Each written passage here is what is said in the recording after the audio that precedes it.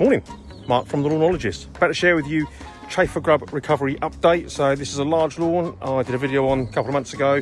We've treated the Chafer grubs, we've treated the lawn, we've done some patch repair, and now I'll show you the difference. One half of the lawn's been treated, one half hasn't. So let's check it out. So if we look here, this is part that hasn't been treated. You can see that the badgers here have torn it up because they're hungry little blighters and they love a Chafer grub.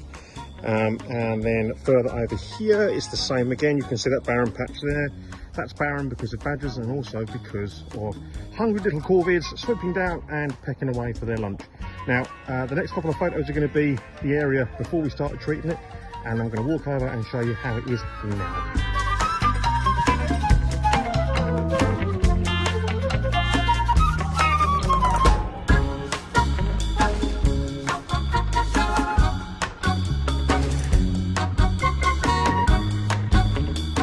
And here's the lawn now. What a difference.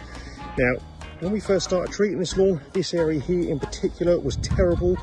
Lots of crow damage, lots of corvid damage, lots of badger damage. The badgers were sneaking up from the, rummaging over the back there from the bush, coming in and feasting. So, look now, you wouldn't even know there was severe Chafer grub damage here. And more importantly, we haven't renovated. We've just titivated, and there's a massive difference, and I'll explain that now.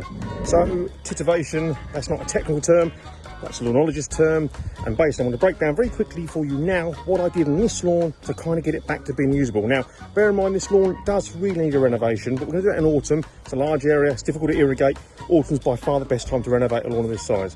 But the client and I wanted a lawn for them to use during the summer, for their grandchildren to play on, and for them just to enjoy on the warm summer evening. So let's break down what we did. First of all, we put down a good organic feed and soil conditioner and seaweed biostimulant mix. The reason we done that was to encourage root growth, to encourage resilience, to encourage the growth of the grass to continue whilst the Chafer grubs are underneath.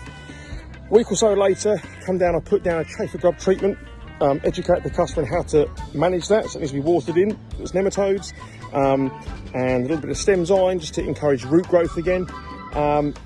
And what we did is once we started to see the Chafer grub starting to look sickly and poorly, we then started to initiate patch repair. So that was agitating the soil, pulling back the dead stuff, getting rid of it, and reseeding the patches with a good grass blend. Now what I've used here, what the customer's used here, is a ryegrass and fescue blend. So ryegrass germinates quickly and well, fescue fills the gaps.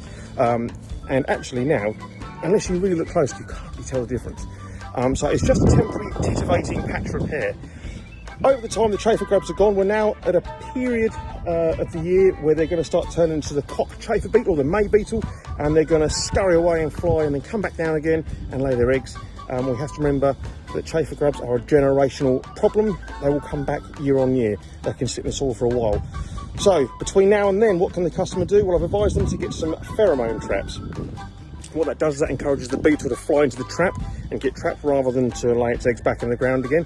So we're trying to loosen and break that cycle a little bit. I'll apply another Chafer grub treatment in the autumn, just prior to the renovation, or even during the day of the renovation, because it's going to need watering and we can water the nematodes in. In a nutshell, very quickly, that's how we got this lawn back to looking something that resembles a good lawn after some severe Chafer grub damage.